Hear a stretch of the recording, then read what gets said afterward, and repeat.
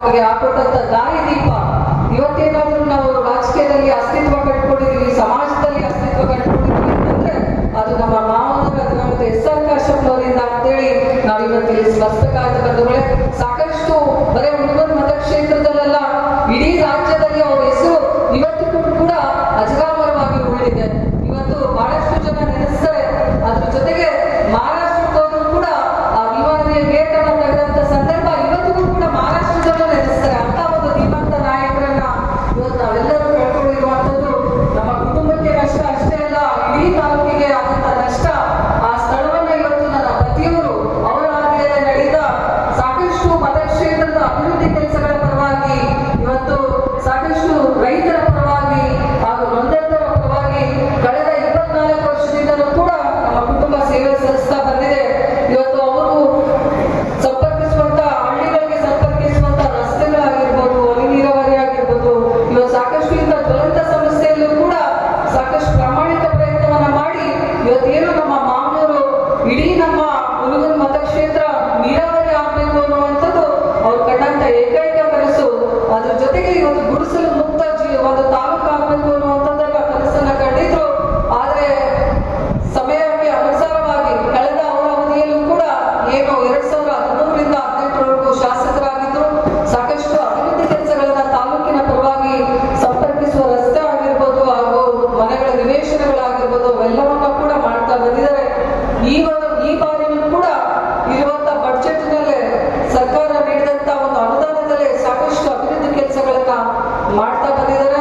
ಮುಂದಿನ ದಿನಮಾನದಲ್ಲಿ ಏನು ನಮ್ಮ ಮಾವನವರು ಕನಸನ್ನ ಕಂಡಿದ್ರು, ಇಡೀ ನಮ್ಮ ಹುಡುಗನ ಮತಕ್ಷೇತ್ರ ಮಾದರಿ ಕ್ಷೇತ್ರ ಆಗ್ಬೇಕು ರಾಜ್ಯದಲ್ಲಿ ಅಂತೇಳಿ ಪ್ರಾಮಾಣಿಕವಾಗಿ ಇವತ್ತು ಆ ಪ್ರಯತ್ನವನ್ನ ಮಾಡಿ ಒಂದೇ ಒಂದು ಸುಸಜ್ಜಿತವಾದಂತ ಶಾಲೆ ಆಗಿರ್ಬೋದು ಹಾಗೂ ಇವತ್ತು ಹಾಸ್ಪಿಟಲ್ ಆಗಿರ್ಬೋದು.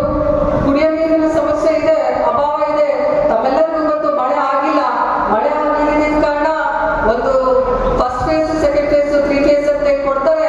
ಆ ಒಂದು ಕರೆಂಟಿನ ಅಭಾವದಿಂದ ನಾವಿವತ್ತು ಈ ಸಮಸ್ಯೆನ ಅನುಭವಿಸ್ತಾ ಇದೀವಿ ಹೊರತು ಇವತ್ತು ಯಾವುದೋ ಒಂದು ಇಚ್ಛಾಶಕ್ತಿಯ ಕೊರತೆಯಿಂದಲ್ಲ. ಮುಂದಿನ ದಿನಮಾನದಲ್ಲಿ ನಾವು ದೇವರಿಗೆ ಪ್ರಾರ್ಥನೆ ಮಾಡಬೇಕು, ಒಳ್ಳೆ ಮಳೆ ಬೆಳೆ ಕೊಡಪ್ಪ ಅಂತೇಳಿ. ಇವತ್ತು ಅಂತ ಒಂದು ಯಾಕೆ ಅಂತಂದ್ರೆ ಇಡೀ ನಮ್ಮ ಹುಡುಗನ ಮತಕ್ಷೇತ್ರ ರೈತರಿಂದ ಹೊಂದಿದಂತ ಕ್ಷೇತ್ರ ಹಾಗೂ ನೇಕಾರರಿಂದ ಕೂಡಿದಂತ ಕ್ಷೇತ್ರ. ಅದರಿಂದ ನಮ್ಮ ಹುಡುಗನ ಮತಕ್ಷೇತ್ರ ಅಂತ ಹೇಳಿ ಬಯಸ್ತೀನಿ. ಆ ಸಮರ್ಪಕವಾದಂತ ಮಳೆ ಆಯಿತು ಅಂತಂದ್ರೆ ರೈತರಿಗೂ ಕೂಡ ಅನುಕೂಲ ಆಗುತ್ತೆ. ಅದ್ರ ಜೊತೆಗೆ ಕುಡಿಯೋ ನೀರಾಗಿರ್ಬೋದು, ಒಳ್ಳೆ ಒಂದು ಸುಸಜ್ಜಿತ ತಾಲೂಕನ್ನ ನಾವು ನಿರ್ಮಾಣ ಮಾಡೋದಕ್ಕೆ ಸಾಧ್ಯ ಅಂತ ಹೇಳ್ತಾ, ಇನ್ನ ಸಾಕಷ್ಟು ಜನ ಮಾತನಾಡೋರು ಇರೋದ್ರಿಂದ ತಾವೆಲ್ಲರೂ ಬಹಳ ಆತ್ಮೀಯಿಂದ ಒಂದು ಅವ್ರ ಮೇಲೆ ಇಟ್ಟಂತ ಅಭಿಮಾನದಿಂದ ಇವತ್ತಿಗೂ ಕೂಡ ತಾವೆಲ್ಲ ಗುರು ಹಿರಿಯರು ಆಗಮಿಸಿದಿರಾ. ಜೊತೆಗೆ ಇವತ್ತು ಪ್ರತಿಭಾ ಪುರಸ್ಕಾರವನ್ನ ಸ್ವೀಕಾರ ಮಾಡ್ತಿರುವಂತ ವಿದ್ಯಾರ್ಥಿಗಳು ಮುಂದಿನ ಅವರ ಭವಿಷ್ಯ ಉಜ್ವಲವಾಗಿರ್ಲಿ ಅಂತೇಳಿ ನಾನು ನಿಮಗೆ ಆಶಿಸ್ತೀನಿ. ಇಲ್ಲಿ ಬಂದಂತ ಸಾಕಷ್ಟು ಜನ ಪೋಷಕರು ನಿಮ್ಮ ಮಕ್ಕಳಿಗೆ ಆಸ್ತಿಯನ್ನ ಮಾಡಬೇಡಿ, ಮಕ್ಕಳನ್ನೇ ಆಸ್ತಿಯನ್ನ ಮಾಡಿ ಅಂತ ಹೇಳಿ ಬಯಸ್ತೀನಿ. ಒಳ್ಳೆ ಶಿಕ್ಷಣವನ್ನ ಕೊಟ್ರೆ ಅವರ ಕಾಲ ಮೇಲೆ ನಿಂತ್ಕೊಳ್ಳುವಂತ ಶಕ್ತಿ ಅವ್ರಿಗೆ ಬರುತ್ತೆ. ಜೊತೆಗೆ ಒಂದು ಉಜ್ವಲವಾದಂತ ಭವಿಷ್ಯವನ್ನ ಕಟ್ಕೊಡೋದಕ್ಕೆ ಪೋಷಕರು ಸಹಾಯವನ್ನ ಮಾಡಿದ್ರೆ ಅವ್ರು 100 ವರ್ಷ ಸುಖವಾಗಿರ್ತಾರೆ. ನೀವು 20 ವರ್ಷದ ಆಸ್ತಿ ಮಾಡಿದ್ರೆ ಕುಂತು ತಿಂದ್ರೆ ಒಂದು ಕುಡಿಕೆ ಮಣ್ಣು ಸಾಲದು ಅಂತ ಹೇಳ್ತಾರೆ. ಆ ಒಂದು ನಿಟ್ಟಿನಲ್ಲಿ ಒಳ್ಳೆ ಶಿಕ್ಷಣವನ್ನ ನೀಡಿದ್ರೆ ನಿಮ್ಮ ಮಕ್ಕಳಿಗೆ ಅವರ ಭವಿಷ್ಯವನ್ನ ಅವ್ರು ಕಟ್ಟಿಕೊಳ್ಳುವ ರೀತಿಯಲ್ಲಿ ಅವ್ರಿಗೆ ಸಹಾಯವಾಗುತ್ತೆ. ಹೆಣ್ಣು ಮಕ್ಕಳಿಗೆ ಬಹಳ ಬೇಗ ಮದುವೆ ಮಾಡಿ ಬೆಳೆಸಬೇಡಿ. ಹೋಗಿ ಅವ್ರ ಕಾಲ ಮೇಲೆ ಅವ್ರು ನಿಂತ್ಕೊಂಡು ಒಂದು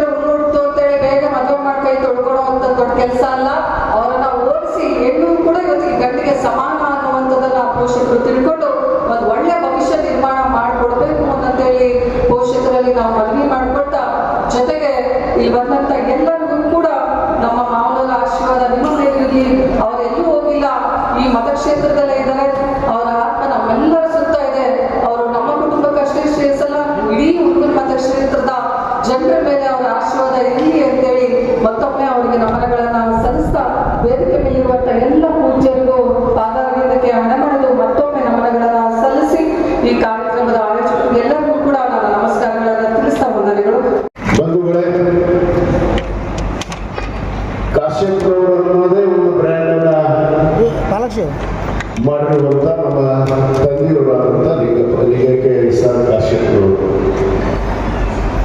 ಇವತ್ತು ಈ ವೇದಿಕೆ ಮೇಲೆ ಕೂತಂತ ಎಲ್ಲ ನಮ್ಮ ಕುಟುಂಬದ ಸದಸ್ಯರು ಇವತ್ತು ತಾವಾಗಿ ಈ ರಾಜ್ಯದಲ್ಲಿ ಈ ರಾಷ್ಟ್ರದಲ್ಲಿ ಯಾರನ್ನ ಗುರುತಿಸ್ತಾರೆ ಅಂದ್ರೆ ನಮ್ಮನ್ನೆಲ್ಲ ಕಾಶ್ಯಪ್ ಅವರ ಕುಟುಂಬದವರು, ಕಾಶ್ಯಪ್ ಅವರ ಇವತ್ತು ಮಕ್ಕಳು SRK ಅಂದ್ರೆ ಇವತ್ತು ಗುರುತಿಸುವಂತ ಇವತ್ತು ಒಂದು ಕಾಲಘಟ್ಟದಲ್ಲಿ ನಾವಿದ್ದೀವಿ.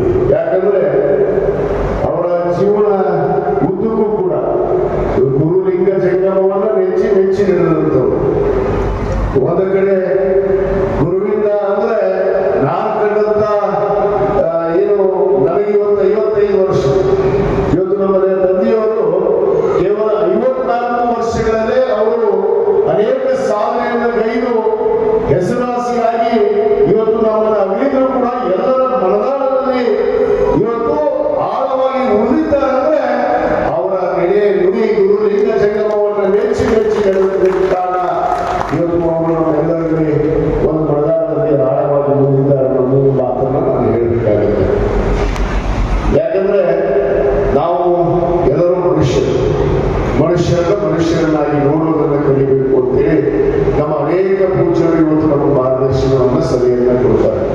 ಆ ನಿಟ್ಟಿನಲ್ಲಿ ನಾವು ಮಾನವರ ಇವತ್ತು ನಾವು ಏನಾದರೂ ಸಾಧನೆ ಮಾಡಬೇಕು ಅಂತೇಳಿ ಒಂದು ಛಲವನ್ನ ಹಠವನ್ನ ಇಟ್ಕೊಂಡಾಗ ಸಾಧನೆಯನ್ನು ಮಾಡಕ್ಕಾಗತ್ತೆ ಅಂತಂದ್ರೆ ಅದು 3 ಬಾರಿ ಈ ಕ್ಷೇತ್ರದ ಶಾಸಕರಾಗಿ ಸಚಿವರು ಆಗದೇ ಇಲ್ಲ ಅನ್ನೋ ಒಂದು ಸಂದರ್ಭದಲ್ಲಿ ಸಚಿವರಾಗಿ ಹೊರಟ ಹೋಗಿ ಇವತ್ತು ಈ ರಾಜ್ಯದಲ್ಲಿ ಅವರ ಘನತೆಯನ್ನು ಕೀರ್ತಿಯನ್ನ ಇವತ್ತು ಉಳಿಸಿಕೊಂಡು ಬಂದಂಥದ್ದು. ಅವರ ಹಾದಿಯಲ್ಲಿ ನಾನು ಕೂಡ ಅನೇಕ ವಿಚಾರಗಳನ್ನ ಒಳಗೊಂಡಂತೆ. ಯಾಕಂದ್ರೆ ಅವರು ಶಾಸಕರಾದಾಗ ಮೊದಲನೇ ಬಾರಿ 1985 ಕೂಡ ಸ್ಪರ್ಧೆಯನ್ನು ಮಾಡಿ ಕೇವಲ 2,000 ಮತಗಳಿಂದ ಅವರು ಪರಾಜಿತರಾದರು. ಅವಾಗ ಕೂಡ ಇದ್ದೆ ನಾನು ಬಹಳ ಸಣ್ಣವ, ಬಹುತೇಕ ನಾನು ಒಂದು 4ನೇ ಕ್ಲಾಸ್ ಅಥವಾ 5ನೇ ಕ್ಲಾಸ್ ಇರ್ಬೋದು. ಇದೇ ಹುಡುಗದಲ್ಲಿ ಕೌಟಿಂಗ್ ಐವಿ ಮುಂದೆ ನಾವು ಆ ಕೌಟಿಂಗ್ DCS ಕಾಲೇಜ್ ಇತ್ತು. ಅಲ್ಲಿ ನೋಡಕ್ ಹೋಗಿದ್ವಿ ನಾವು ಕಂಪೌಂಡಿಗೆ. ನಾವು ಯಾರು ಗೊತ್ತಿದ್ದಿಲ್ಲ ಯಾರಿಗೂ. ಅವಾಗ ಸೋಟರು ಅಂತ ಹೇಳಿ ಬಂದು ಹೇಳಿದಾಗ ನಾವು ತುರುಂತ ಐವಿ ಕಡೆಗೆ ಹೋದೆ. ಅವಾಗ ಕರೆದು ಹಿಡ್ಕೊಂಡ್ಬಂದ್ರೆ ಅವ್ರು ಯಾಕೆ ಹೇಳಕತ್ತ ನೋಡಂತು. ಅದು ಸೋಟ್ರು ಹೇಳಾಕತ್ತಿದ್ರು ಹೇಳ್ತಾರ ಮತ್ತೆ ಬರ್ತೀವಿ ಮತ್ತೆ ಗೆಲ್ತೀವಿ ಅಂತೇಳಿ ಅವತ್ತು ಅವ್ರು ಹೇಳಿದ್ರು. ಮತ್ತೆ 89ಕ್ಕೆ ಅವರು ಶಾಸಕರಾಗ್ತಾರೆ. 89ರಿಂದ ತಮ್ಮೆಲ್ಲರ ಆಶೀರ್ವಾದದಿಂದ, ಈ ಗುರುಗಳ ಆಶೀರ್ವಾದದಿಂದ ಈ ಕ್ಷೇತ್ರದ ಜನರು ಅವರನ್ನು 3 ಬಾರಿ ಶಾಸಕರನ್ನಾಗಿ ಮಾಡಿದ್ರು. ಕೊನೆಗೆ SM ಕೃಷ್ಣ ಅವರ ಸಚಿವ ಸಂಪುಟದಲ್ಲಿ ಕ್ಯಾಬಿನೆಟ್ ದರ್ಜೆಯ ಸಣ್ಣ ಕೈಗಾರಿಕಾ ಸಚಿವರ ಅವ್ರು ಕರೆಸಿದ್ದು ನಾನು ಕೃಷಿ ಇಲಾಖೆ ತಗೋಬೇಕು, ಕೃಷಿ ಸಚಿವರ ಆಗ್ಬೇಕು, ನಾನೇನಾದ್ರೂ ಸಾಧನೆ ಮಾಡಬೇಕು ಅಂತ ಒಂದು ಕನಸಿತ್ತು. ಬಹುತೇಕ ಅವತ್ತಿನ ಸಂದರ್ಭಾನುಸಾರವಾಗಿ ಅವರಿಗೆ ಸಣ್ಣ ಕೈಗಾರಿಕೆ ಸಚಿವರಾಗಿ ಇವತ್ತು ನಮ್ಮ SM ಕೃಷ್ಣ ಸರ್ಕಾರದಲ್ಲಿ ಅವರು 2.5 ವರ್ಷಗಳ ಕೆಲಸ ಕೂಡ ಮಾಡಿದರು. ಅವರ ಕನಸೇನಿತ್ತು ಅಂದ್ರೆ ಈ ಕ್ಷೇತ್ರದಲ್ಲಿ 3 ಬಾರಿ ಅವರು ಸತತವಾಗಿ ಗೆಲ್ಲೋದಕ್ಕೆ ಕಾರಣ ಏನು ಅಂದ್ರೆ ಅವರಲ್ಲಿ ಕಳಕಳಿ ಕಾಳಜಿ. ಯಾವ ಮಕ್ಕಳು ಕೂಡ ಶಿಕ್ಷಣದಿಂದ ವಂಚಿತರಾಗಬಾರ್ದು ಅನ್ನೋ ಉದ್ದೇಶದಿಂದ ಬಹುತೇಕ ನಮ್ಮ ಪಂಚಾಯತ್ ಗೊತ್ತೈತಿ, ಪ್ರತಿ ಗ್ರಾಮಕ್ಕೆ ಪ್ರಾಥಮಿಕ ಶಾಲೆ, ಪ್ರೌಢಶಾಲೆ, ಪದವಿ ಪೂರ್ವ ಕಾಲೇಜನ್ನ ತರೋದ್ರ ಮುಖಾಂತರ ಈ ಕ್ಷೇತ್ರದಲ್ಲಿ ಮೊದಲಾಗಿ ಎಲ್ಲರಿಗೂ ಶಿಕ್ಷಣವನ್ನು ಆಗಬೇಕು ಅನ್ನೋದನ್ನ ಕನಸು. ಎರಡನೇದವರ ಕನಸು ರೈತರು. ಒಂದು ಶಿಕ್ಷಣ ರೈತರನ್ನ ಇವತ್ತು ಯಾಕಂದ್ರೆ ಅವರು ರೈತರಾಗಿ ತಮ್ಮ ಜೀವನವನ್ನು ಪ್ರಾರಂಭ ಮಾಡಬೇಕು. ನಾನು ಬಾಲ್ಯ ಜೀವನದಲ್ಲಿ ನೋಡಿದ್ದೀನಿ ಅವೊಬ್ಬ ಸಾಮಾನ್ಯ ರೈತ. ಯಾಕಂದ್ರೆ ನಾನು ಚುನಾವಣೆಗೆ ನಿಲ್ಲೋ ಪೂರ್ವದಲ್ಲಿ 1978ರಲ್ಲಿ ಅವರು ಪ್ರಥಮ ಬಾರಿಗೆ ಏನು ತಾಲೂಕ್ ಪಂಚಾಯಿತಿಯ ಸದಸ್ಯರಾಗಿ ಆಯ್ಕೆ ಆಗ್ತಾರೆ. ಒಬ್ಬ ಸಾಮಾನ್ಯ ಸದಸ್ಯರಾಗಿ ಆಯ್ಕೆ ಆಗ್ತಾರ. ಆಗ ಅದು ಹೇಳ್ತಾರಲ್ಲ, ಕೂಡಲ ಸಂಗಮನಾಥನ ಆಶೀರ್ವಾದ, ಆ ಬಸವಣ್ಣವರ ಆಶೀರ್ವಾದದಿಂದ ಸದಸ್ಯರಾದ ತಕ್ಷಣವೇ ತಾಲೂಕಾ ಬೋರ್ಡ್ ಅಧ್ಯಕ್ಷರಾಗಿ ಕೂಡ ಅವರನ್ನ ಇವತ್ತು ಇಲ್ಲಿ ಗುರುತಿಸಲ್ಪಡುತ್ತೆ. ಅವರು ಆ ಮುಖಾಂತರ ರಾಜಕೀಯ ಜೀವನವನ್ನು ಪ್ರಾರಂಭ ಮಾಡಿಕೊಂಡು ಮುಂದೆ ಶಾಸಕರಿಗೆ 1983ರಲ್ಲಿ ಪ್ರಯತ್ನ ಮಾಡ್ತಾರೆ, ಟಿಕೆಟ್ ಸಿಗೋದಿಲ್ಲ. 85ರಲ್ಲಿ ಪ್ರಯತ್ನ ಮಾಡ್ತಾರೆ, ಟಿಕೆಟ್ ಕೊಡ್ತಾರೆ, ಸೋಲ್ತಾರೆ. 89ರಿಂದ 3 ಬಾರಿ ಶಾಸಕರಾಗ್ತಾರೆ. ಅವಾಗ ನಾನು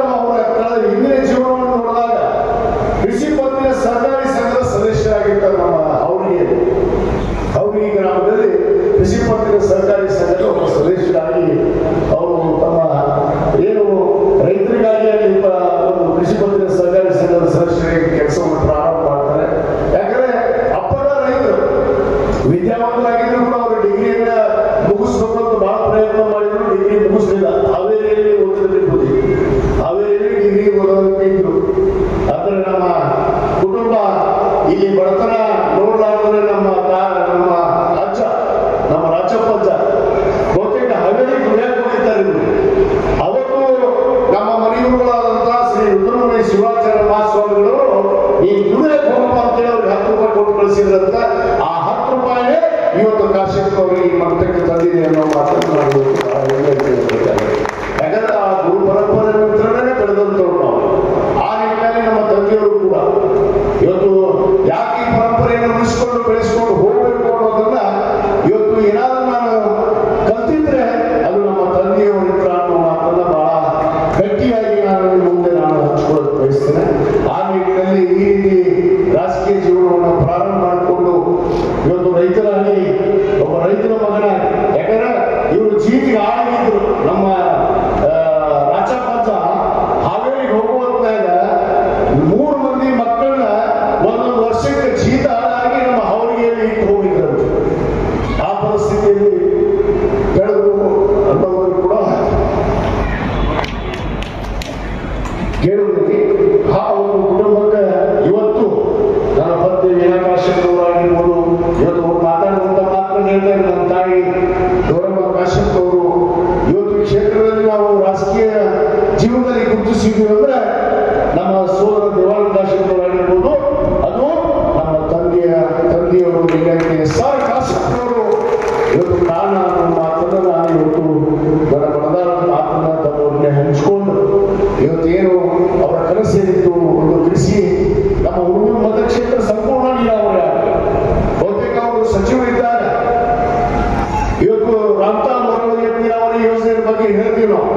ಬಹಳಷ್ಟು ಜನ ಹೇಳ್ತಾರೆ ನಾ ಮಾಡಿ ಅಂತ ಹೇಳಿ ದಾಖಲೆಗಳಿಗೆ ಸಮೇತ ನಾನು ಬಿಡುಗಡೆ ಮಾಡೋದಕ್ಕೆ ಯಾವತ್ತೂ ರೆಡಿ ಇದ್ದೀನಿ.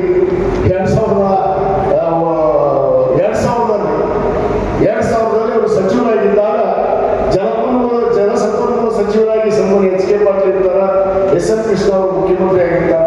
ಅವಾಗ 5.84 TMC ನೀರನ್ನ ಇದೇ ರಾಪ್ತಾಳ ಮರವಳಿಗೆ ನೀರಾವರಿಯನ್ನ ಅದು ರಾಪ್ತಾಳಿಗೆ ಯೋಜನೆ ಕಿತ್ತಾಕೊಂಡು ಅವತ್ತು ಜಲಸಂಪನ್ಮೂಲ ಸಚಿವರಾದಂತ HK ಪಾಟೀಲ್ ಅವರ ಹತ್ರ ಮನವೊಲಿಸಿ SN ಕೃಷ್ಣ ಅವರು ಮಾಡೋದಿಲ್ಲ ಅಂತಂದ್ರೂ ಕೂಡ ಗಟ್ಟಿಯಾಗಿ ನಿಂತು ಅದರ ಕ್ಯಾಬಿನೆಟ್ ನಲ್ಲಿ ಅಪ್ರೂವ್ ಮಾಡಿ ಆ ನೀರಾವರಿಯನ್ನು ತಂದಂತ ಕೀರ್ತಿ ಇವತ್ತು ಹುಡುಗರ ಮತಕ್ಷೇತ್ರದಲ್ಲಿ ಯಾರು ಸಲ್ಲಬೇಕಲ್ಲ ಅದು ನಮ್ಮ ತಂದೆಯವರಂತ SR ಕಾಶ್ಯಪ್ ಅವರನ್ನು ಮಾತನಾಡ್ತೇವೆ. ಯಾಕಂದ್ರೆ ಅನೇಕ ಜನ ಹೇಳ್ತಿರ್ತಾರೆ ನಾವು ಮಾಡಿ ಇವ್ರು ಯಾವಾಗ ಈ ತಾಲೂಕು ಬಂದ್ರು, ಈ ತಾಲೂಕಿನಲ್ಲಿ ಯಾವಾಗ ಹೋಗಿದ್ರು ನಮಗೆ ಅದೇ ಗೊತ್ತಿಲ್ಲ. ಆ ತಾಲೂಕಿನಲ್ಲಿ ಹೋಗಿದ್ದ ರೈತರ ಬಗ್ಗೆ ಕಳೆದ್ರೆ ಇದ್ದಿದ್ದ ಇವತ್ತು ಆ ನೀರಾವರಿಯನ್ನು ತಂದು ಇವತ್ತು 5.84 TMCಯಲ್ಲಿ 14,500 ಹೆಕ್ಟೇರ್ ಕಾಲುವೆ ಮುಖಾಂತರ ನೀರಾವರಿಯನ್ನು ಪ್ರಾರಂಭ ಮಾಡಿದ್ದು ಅದು ನನ್ನ ತಾಯಿ ಗೌರಮ್ಮ ಕಾಶ್ಯಪ್ ಅವರು ಇವತ್ತು ಶಾಸಕರಾದಂಥ ಸಂದರ್ಭದಲ್ಲಿ ಅಂದು ನಮ್ಮ ಅಲ್ಲಮ್ಮ ವೀರಭದ್ರಪ್ಪನವರು ನೀರಾವರಿ ಸಚಿವರಾಗಿರುವ ಮಾತನ್ನ ಹೇಳಕ್ಕೆ ಇಚ್ಛೆಪಟ್ಟರೆ ಆ ಭೂಮಿ ಪೂಜೆಯನ್ನ ಪೂಜೆಯೇ ಇವತ್ತು ನಮ್ಮ ಡಾಕ್ಟರ್ ಮಾಂತೇಶ್ವರ ಅವರು ಇರ್ಬೋದು ಅವತ್ತಿನ ಕಾಲದಲ್ಲಿ ಆ ಪೂಜೆಯನ್ನ ಪ್ರಾರಂಭ ಮಾಡಿ ನಾವು ಯೋಜನೆಯನ್ನು ಪ್ರಾರಂಭ ಮಾಡಿದ್ದು. ಮುಂದೆ ನನ್ನ ಅವಧಿಯಲ್ಲಿ 2013ರಿಂದ 2018ರಲ್ಲಿ ನಮ್ಮ ಆಶೀರ್ವಾದದಿಂದ ನಾನು ಮೊದಲ ಬಾರಿ ಶಾಸಕ ಆದಾಗ 60,000 ಎಕರೆಗೆ ಅದೇ ಯೋಜನೆಯನ್ನ ಹನಿ ನೀರಾವರಿಯಾಗಿ ಇವತ್ತು ಸುಮಾರು 786 ಕೋಟಿ ರೂಪಾಯಿ ವೆಚ್ಚದಲ್ಲಿ ಆ ಯೋಜನೆಯನ್ನು ನಾವು ಮಾಡಲ್ಪಟ್ಟಿವಿ. ಮುಂದೆ ಅವರು ಕೆಲಸಿಟ್ಟು ಸಂಪೂರ್ಣ ನೀರಾವರಿ ಮಾಡಬೇಕು ಅಂತೇಳಿ ಅದರ ಮುಂದುವರೆದು ಕೊಪ್ಪಳ ನೀರಾವರಿಯಲ್ಲಿ ನಮ್ಮ ಇಳಕಲ್ ತಾಲೂಕಿನ ಸುಮಾರು 8,800 ಹೆಕ್ಟೇರ್ ಪ್ರದೇಶಕ್ಕೆ ನೀರಾವರಿಗೆ ಪ್ರಸ್ತಾವನೆ ಇದೆ. ಈಗಾಗಲೇ ಮಾನ್ಯ ಮುಖ್ಯಮಂತ್ರಿಗಳಾದಂಥ ಸಿದ್ದರಾಮಯ್ಯನವರಾಗಿರ್ಬೋದು, ಇಂದಿನ ಮುಖ್ಯಮಂತ್ರಿಗಳಾದಂಥ ಸನ್ಮಾನ್ಯ DK ಶಿವಕುಮಾರ್ ಅವರು ಈಗಾಗಲೇ ಅದಕ್ಕೆ ಒಪ್ಪಿಗೆಯನ್ನು ಕೊಡುವ ನಿಟ್ಟಿನಲ್ಲಿ ನಮಗೆ ಭರವಸೆಯನ್ನು ಕೊಟ್ಟಿದ್ದಾರೆ ಅನ್ನೋ ಮಾತನ್ನು ಕೂಡ ನಾನು ಇವತ್ತು ಇಚ್ಛೆ ಪಡುತ್ತೇನೆ. ಹೋರಾಟ ನಡೀತು ನಮ್ಮ ಪೂಜಾರ ನೇತೃತ್ವದಲ್ಲಿ. ನಮ್ಮ ಬಸವಲಿಂಗ ಮಹಾಸ್ವಾಮಿಗಳು ಇಲ್ಲೇ ಇದ್ದಾರೆ, ನಮ್ಮ ರಂಗವಾಡಿ ಶ್ರೀಗಳು ಇಲ್ಲಿದ್ದಾರೆ, ನಿರ್ಗಮಿಸಿದ್ರು. ಇವತ್ತು ಈ ಎಲ್ಲ ಪೂಜಾರ ನೇತೃತ್ವದಲ್ಲಿ ಹೋರಾಟ ನಡೆಯಿತು. ಅದಕ್ಕೂ ಕೂಡ ಇವತ್ತು ಸರ್ಕಾರ 1 TMC ನೀರನ್ನ ಇವತ್ತು ರಂಗವಾಡಿಗೆ ನೀರಾವರಿಗೆ ಈಗಾಗಲೇ ಘೋಷಣೆ ಮಾಡಿದರೆ ಆ ಯೋಜನೆಯನ್ನು ಕೂಡ ಕೆಲವೇ ದಿನಗಳಲ್ಲಿ ಪೂರ್ಣಗೊಳಿಸಿ ಸಂಪೂರ್ಣವಾಗಿ ಇದೇ ಅವಧಿಯಲ್ಲಿ ಈ 2 ಯೋಜನೆಗಳನ್ನು ನಾನು ಪೂರ್ಣಗೊಳಿಸ್ತೀನಿ ಅನ್ನೋದು ಭರವಸೆ ಕೂಡ ಯಾಕಂದ್ರೆ 2ನೇ ಬಾರಿಗೆ ಅವಕಾಶ ಕೊಟ್ಟಿದೆ. ನಮ್ಮ ತಂದೆಯವರು ಅವರು ಈ ನೀರಾವರಿ ಕೆಲಸದ ರೈತರಾಗಿ ಕಂಡಿದ್ದು ಅವರು ಅಪೂರ್ಣ ಆದಂತಹ ಆ ಕಾಮಗಾರಿಯನ್ನು ಪೂರ್ಣಗೊಳಿಸೋದಕ್ಕೆ ಇವತ್ತು ನಾನು ಪ್ರಯತ್ನ ಮಾಡ್ತಾ ಇದ್ದೀನಿ ಅನ್ನೋ ಮಾತನ್ನು ಹೇಳೋದ್ರ ಜೊತೆಗೆ ಶಿಕ್ಷಣಕ್ಕೆ ಯಾವ ರೀತಿ ಇವತ್ತು ಪ್ರಾಥಮಿಕ ಹಂತದಿಂದ ಇವತ್ತು ಡಿಗ್ರಿ ಹಂತದವರೆಗೂ ಕೂಡ ಇವತ್ತು ಪದವಿ ಹಂತದವರೆಗೂ ಕೂಡ ಯಾವ ರೀತಿ ಇಲ್ಲಿ ಶಾಲೆ ಕಾಲೇಜುಗಳನ್ನು ತೆಗೆಯೋದ್ರ ಮುಖಾಂತರ ಅವರು ಪ್ರಯತ್ನವನ್ನು ಮಾಡಿದ್ರು. ನಾನು ಕೂಡ ಈ ಬಾರಿ ಇವತ್ತು ಎಲ್ಲ 100 ವರ್ಷದ ಶಾಲೆಗಳಾಗಿದೆ ನಮ್ಮ ತಾಲೂಕಿನಲ್ಲಿ.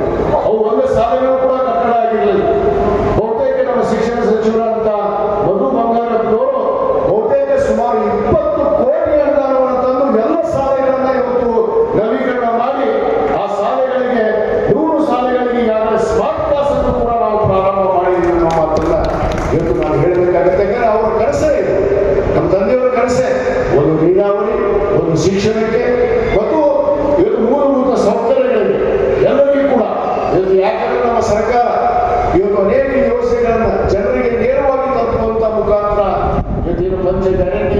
ಇರ್ಬೋದು.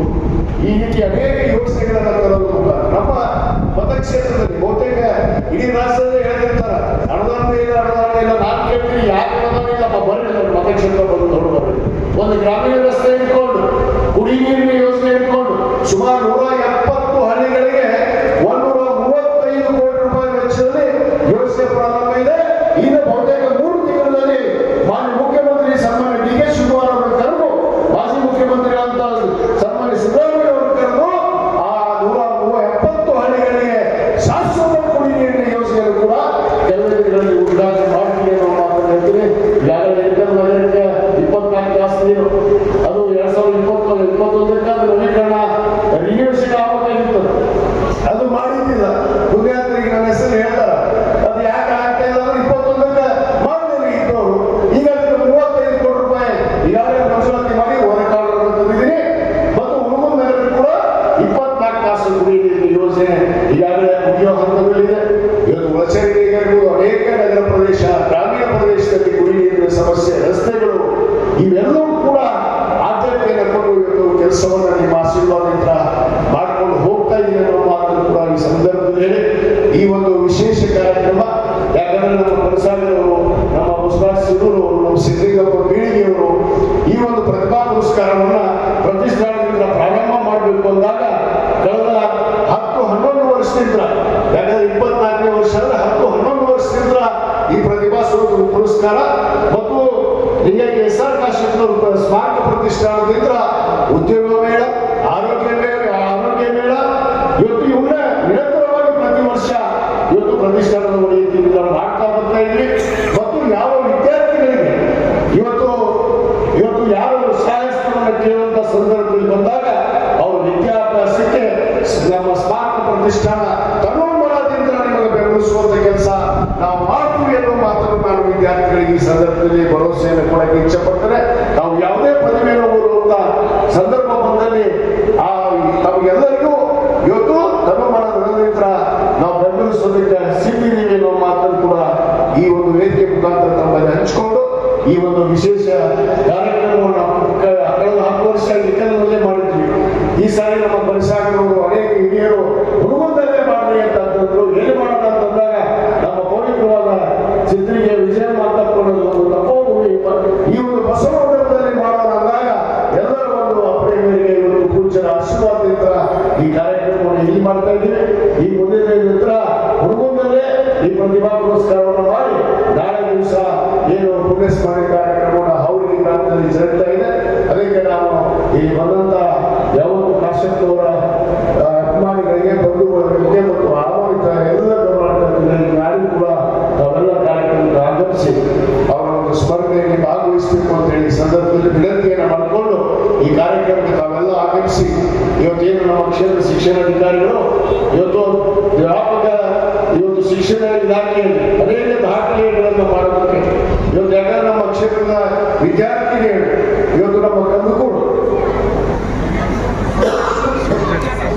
ಸೌಜನ್ಯ ಇವತ್ತು ರಾಜ್ಯಕ್ಕೆ ಪ್ರಥಮ ಸ್ಥಾನವನ್ನು ಪಡೆದು ನಮ್ಮ ತಾಲೂಕಿಗೆ ಗೌರವವನ್ನು ಗಣತಿಯನ್ನು ನಡೆಸಿದರೆ ಅವರಿಗೆ ನಾನು ವಿಶೇಷವಾಗಿ ವೇದಿಕೆ ಪರವಾಗಿ ಪ್ರತಿಷ್ಠಾನದ ಪರವಾಗಿ ನಾನು ಅಭಿನಂದನೆಯನ್ನ ಧನ್ಯವಾದಗಳನ್ನು ಅರ್ಪಿಸಿ ಈ ರೀತಿ ವಿದ್ಯಾರ್ಥಿಗಳು ನಮ್ಮ ಶಿಕ್ಷಣವನ್ನು ಒಳ್ಳೆಯ ರೀತಿ ಪಡೆದು ಒಳ್ಳೆಯ ಶಿಕ್ಷಣವಂತರಾಗಿ ನಮ್ಮ ದೇಶದ ತತ್ವ ಸಿದ್ಧಾಂತವನ್ನು ಸಂವಿಧಾನದ ಅಡಿಯಲ್ಲಿ ನಾವು ಪ್ರಜೆಗಳಾಗಿ ದೇಶವನ್ನು ಮುನ್ನಡೆಸುವಂತ ಕೆಲಸ ತಾವೆಲ್ಲ ಮಾಡಬೇಕು. ಮತ್ತು ವಿಶೇಷವಾಗಿ ಅನೇಕ ಸಾಧನೆ